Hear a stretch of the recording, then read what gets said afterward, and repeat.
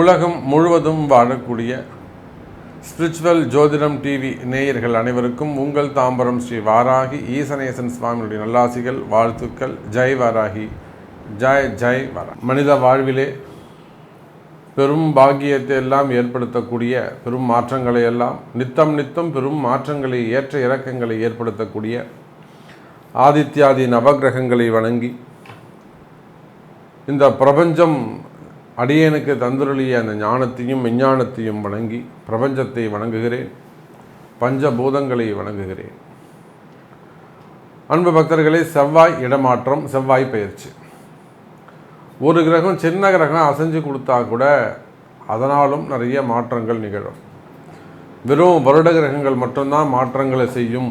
செவ்வாயெல்லாம் என்னத்தை செஞ்சிட போகுது, புதன்லாம் என்னத்தை செஞ்சிட போகுது அப்படின்னு எல்லோரும் அலட்சியமாக இருக்கிறாங்க அப்படி கூட நம்ம சொல்லுவோம்.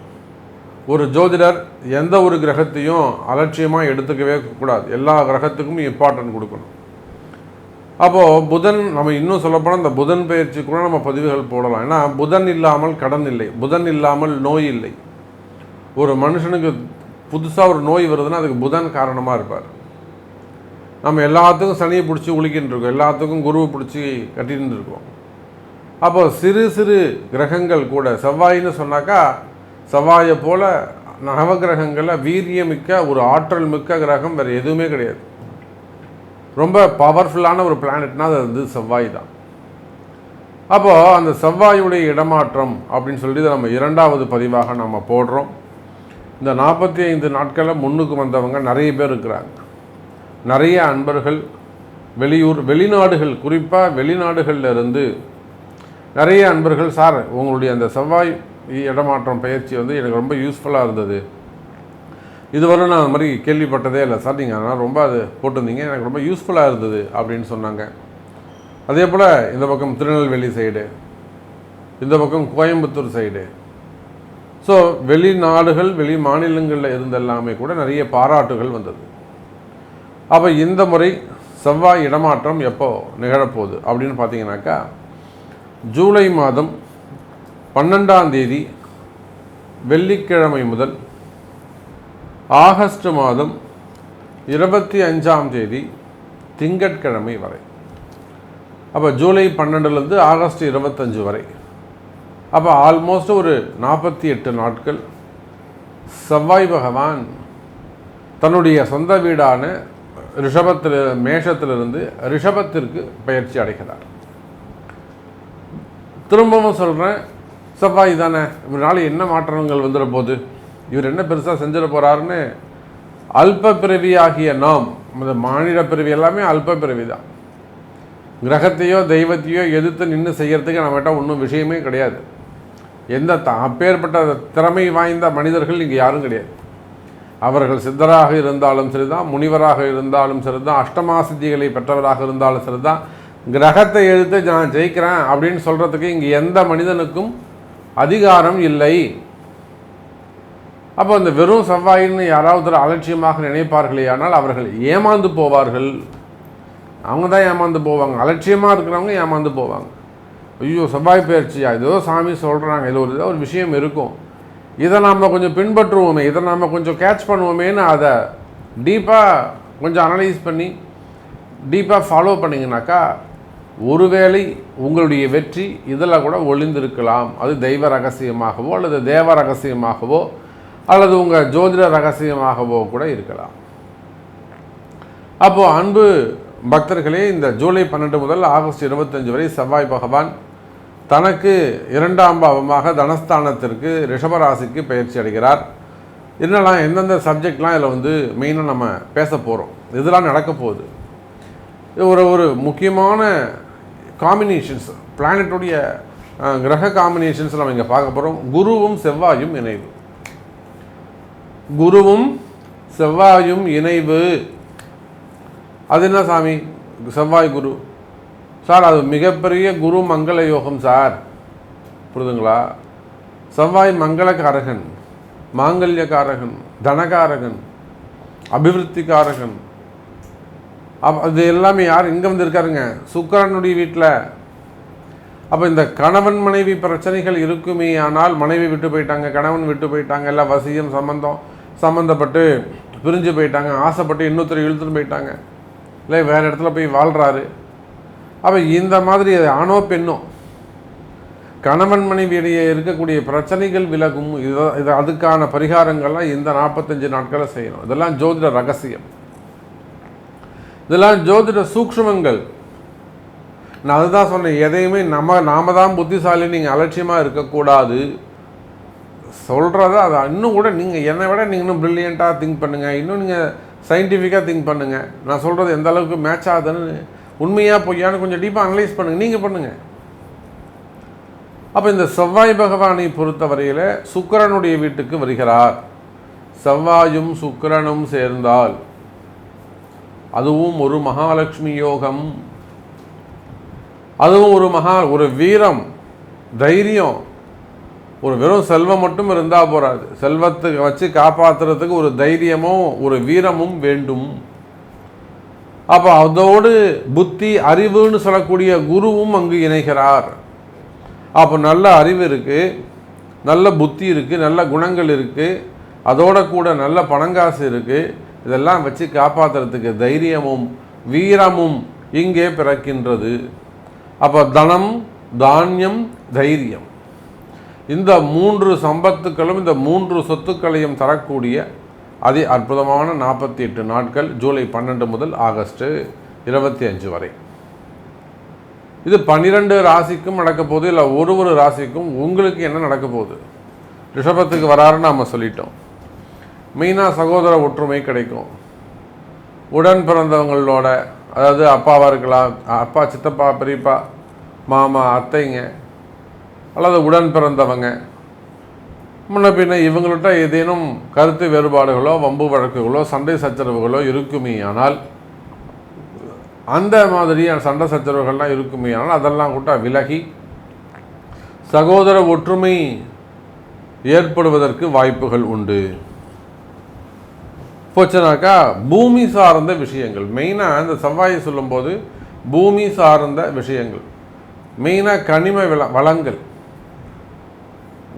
கல் குவாரிகளாக இருக்கலாம், குவாரிக்கு வச்சு நடத்தக்கூடியவங்க, எம்சான் வச்சு நடத்தக்கூடியவர்கள், அப்புறம் அந்த க்ரஷர்ஸ் வச்சு நடத்தக்கூடியவங்க, ரோடு கான்ட்ராக்ட்ஸ் ஜாப் எடுத்து செய்யக்கூடியவங்க. ஏன்னா இவங்களாம் பூமியை தோண்டி நம்ம கனிம வளங்களை எடுத்து, அதே போல் விவசாயம், அதுவும் பூமி சார்ந்த தொழில்கள் தான். நான் ஒரு க்ரஷர் வச்சுருக்கேன் சாமி, என்னால் நடத்த முடியல, எனக்கு யாருக்கா கொடுத்துடலான்னு இருக்கேன். அந்த பூமி உங்களுக்கு ஒத்து வருதான்னு பார்க்கணும். இத்தனை நாள் வரலாம் அந்த பூமி தான் உங்களுக்கு சோறு போட்டிருக்கும், அந்த பூமி தான் உங்களை வாழ வச்சுருக்கும், அந்த பூமி தான் உங்களுக்கான ஒரு அடையாளத்தை கொடுத்து நல்ல உயர்ந்த ஸ்தானத்தில் கொண்டு போய் உங்களை உட்கார வச்சுருக்கோம். இன்றைக்கி உங்களால் அது முடியல, அது ஜோதிட ரகசியம், அது கால நேரம் சூக்ஷ்மம். அப்போ அந்த மாதிரி உங்களுக்கு பிரச்சனை இருந்ததுன்னா அதெல்லாம் கூட வின் பண்ணுறதுக்கான வழிகள் உண்டு. சாமி நீங்கள் சொன்னீங்க என்னால் நடத்த முடியல, ஒரு க்ரஷர் வச்சுருக்கேன் என்னால் நடத்த முடியல, ஒரு காரி வச்சுருக்கேன் என்னால் நடத்த முடியல, நான் கொடுத்துடலான்னு இருக்கேன், இது பாருங்கள், பார்த்து சொல்லுங்கள். அப்போ அந்த மாதிரியான கனிம வளங்கள், விவசாயம், அதே போல் முட்டாள்தனமான முடிவு. ஏன்னா செவ்வாய் வேகம், நான் என்ன பண்ணிட்டேன்னு எனக்கே தெரியல சாமி, முட்டாள்தனமாக ஒரு முடிவு பண்ணிட்டேன். யாரோ ஒருத்தர் வந்தாங்க, அவன் பேச்சை கேட்டேன், மொத்தத்தையும் காலி பண்ணிட்டு போயிட்டான், டோட்டலாக எல்லாத்தையும் ஸ்பாயில் பண்ணிட்டு போயிட்டான் சாமி அப்படின்னு சொல்லக்கூடிய விஷயங்களாக முட்டாள்தனமான முடிவுகள், முன்கோபம், மொத்தமாக ஏமாற்றம். எதை செய்தாலும் ஒரு ஏமாற்றமாக இருக்குது. ஒரு குருவே இல்லை சாமி. இடப்பிரச்சனைகள், மெயினாக இட தோஷங்கள். நான் இப்போ தான் சொன்னேன், ஒரு இடம் நல்லா வாழ வச்சுருக்கோம், அதே இடம் அவனுக்கு கிடக்கிடன்னு இறக்கி கீழே கொண்டு வரும். அப்போ யாரோ ஒருத்தர் உள்ளே வந்துட்டு போயிருக்காங்கன்னு அர்த்தம், அல்லது அந்த இடத்துல ஏதோ ஒரு தோஷம் ஏற்பட்டிருக்குன்னு அர்த்தம். இல்லை அந்த இடத்துக்கு யாரோ ஒரு ஏவல் மூலமாக ஒரு பிரச்சனையை ஏற்படுத்தியிருக்கிறாங்க, அந்த பூமி உங்களுக்கான அதிர்ஷ்டம் போயிட்டுதுன்னு அர்த்தம். மீண்டும் அந்த அதிர்ஷ்டம் வேண்டுமா, அதுதான் அந்த இடதோஷ நிவர்த்தி. அப்போ இடதோஷ பிரச்சனைகள், சொத்து பிரச்சனைகள், இடம் வாங்கிறது, வீடு கட்டுறது, வீடு மனை அமைவது, மனைவி அமைவது, கல்யாணம், திருமணம், என்ன குரு மங்கள யோகம் தானே இது, திருமணம் அமைவது, அதே போல் காவல்துறை அதிகாரிகள், அரசு அதிகாரிகள், அரசியல் தலைவர்கள், சினிமா துறையை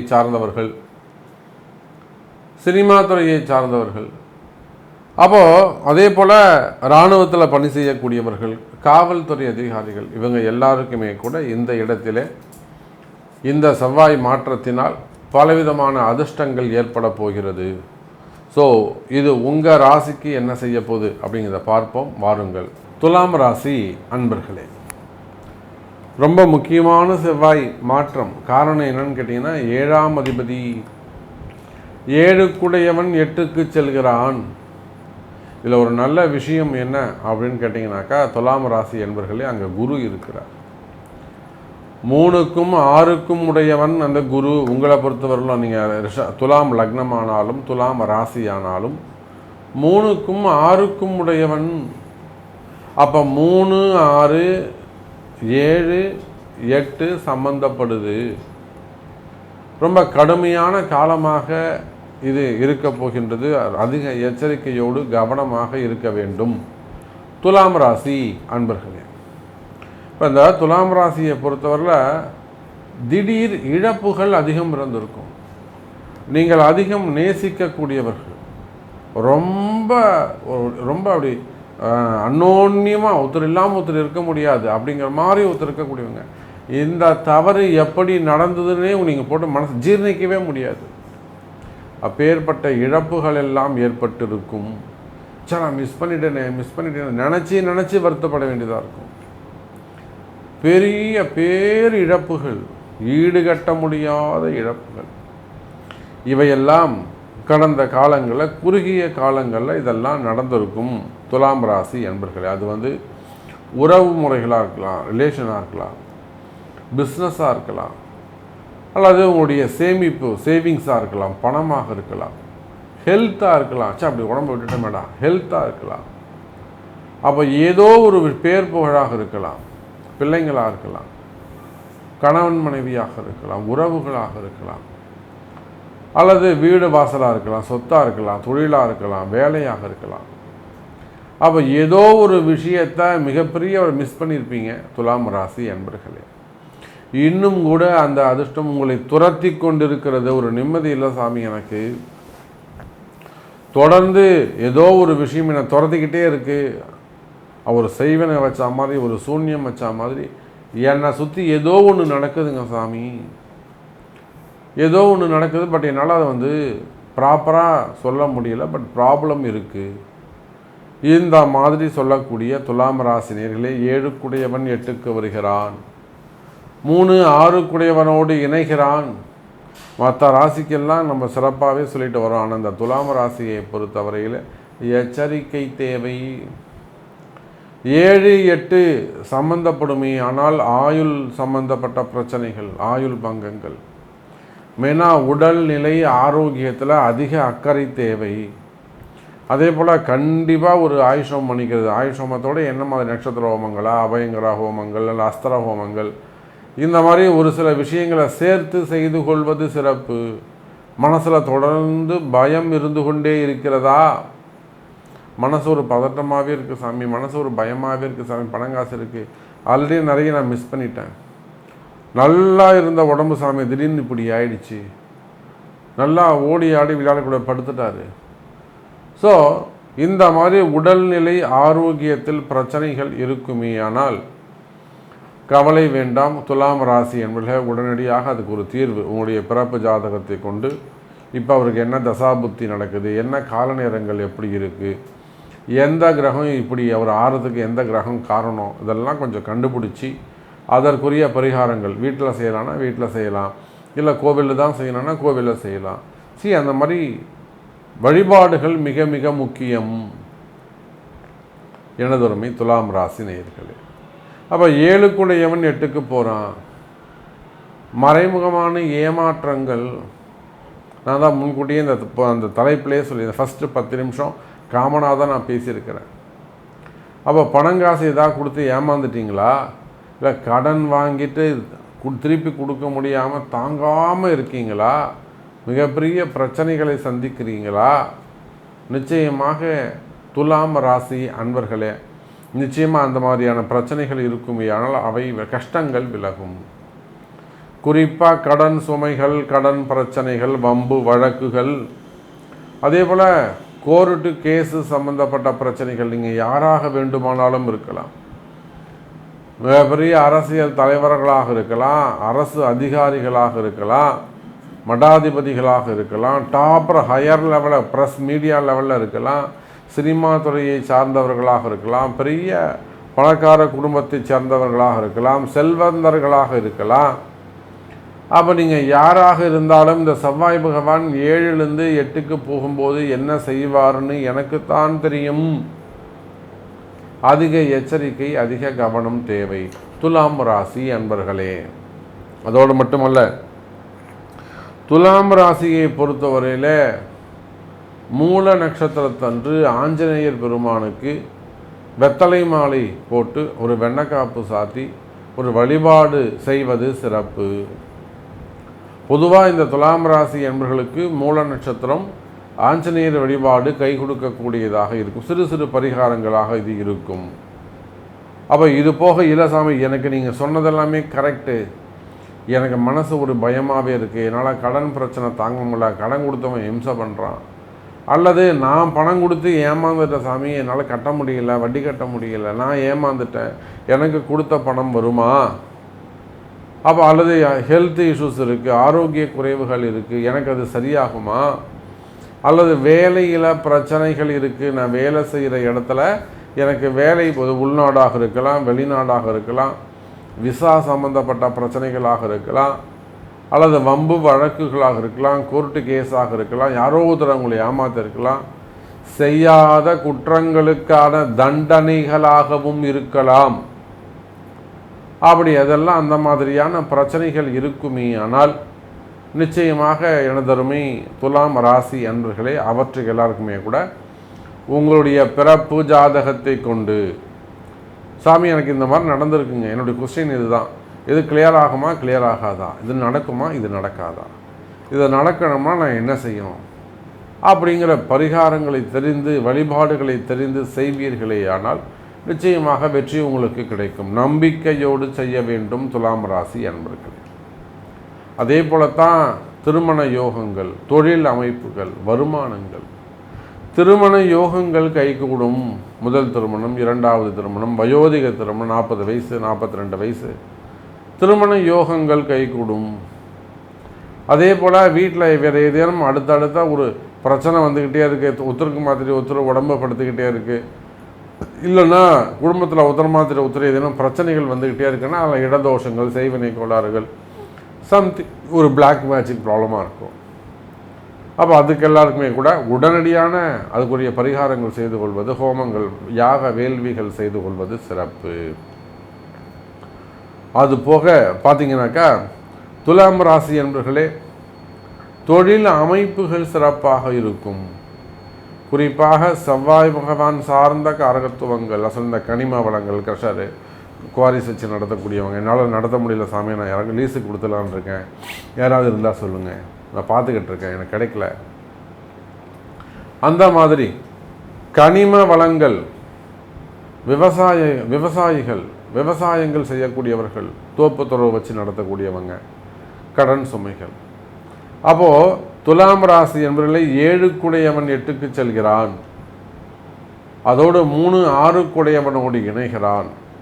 இந்த செவ்வாய் மாற்றம் துலாம் ராசிக்கு அதிக கவனம் தேவை என்பதை எடுத்துரைக்கின்றது. ஸோ உங்களுடைய கேள்விகள் எதுவாக வேண்டுமானாலும் இருக்கலாம், உங்களுடைய பிறப்பு ஜாதகம்தான் பேசும். உங்கள் பிரச்சனைக்கு தீர்வு உங்களுடைய பிறப்பு ஜாதகத்தில் தான் இருக்கின்றது என்பதை தெரிவித்துக்கொண்டு மீண்டும் அற்புதமான பதிவில் சந்திக்கிறேன். நன்றி. நமச்சிவாயம்.